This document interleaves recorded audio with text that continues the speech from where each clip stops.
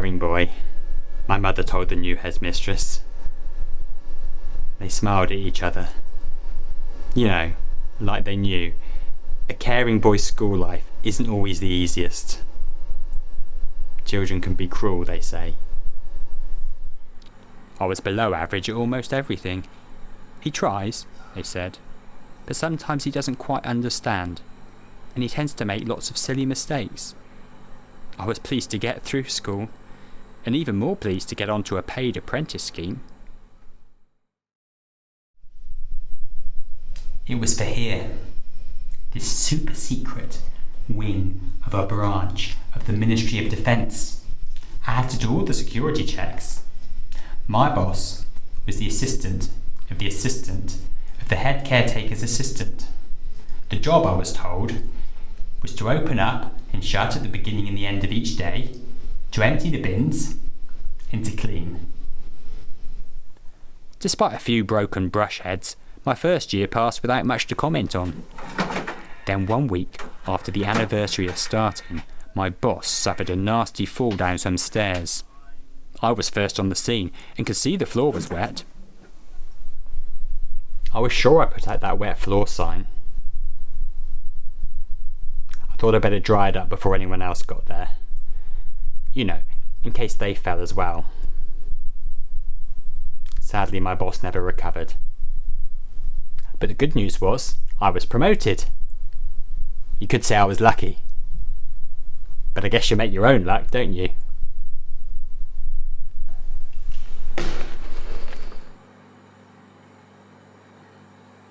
Now I was responsible for the cleaning equipment. I was so proud of those machines. I used to scrub and polish them. I was almost disappointed when that came to an end. You see, no more than 6 months into the new position, the assistant to the head caretaker's assistant was found on the canteen floor.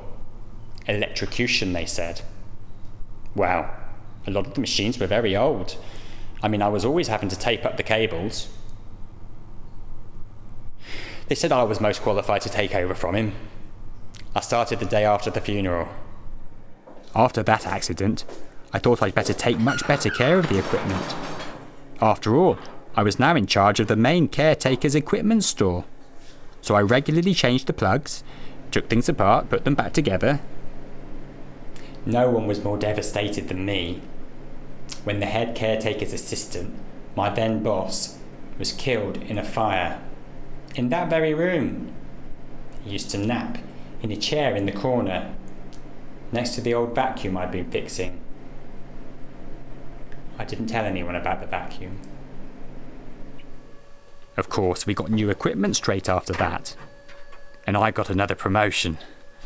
Apparently it was difficult to find good applicants. What with all the accidents. The head caretaker said it was great to have me around. I kept the hallways nice and clean, and the new equipment room, which was upgraded with coffee making facilities. He really used to love his coffee. I used to make us both a cup at the start of each shift. Black for me, and white with 3 sugars for him. Anyway, last week he was taken to hospital with stomach cramps in the middle of the night. They don't think he'll make it. They've asked me to take over for now. It's like my mother says, I'm a really caring person. I guess it's just fate that they've asked me to be head caretaker.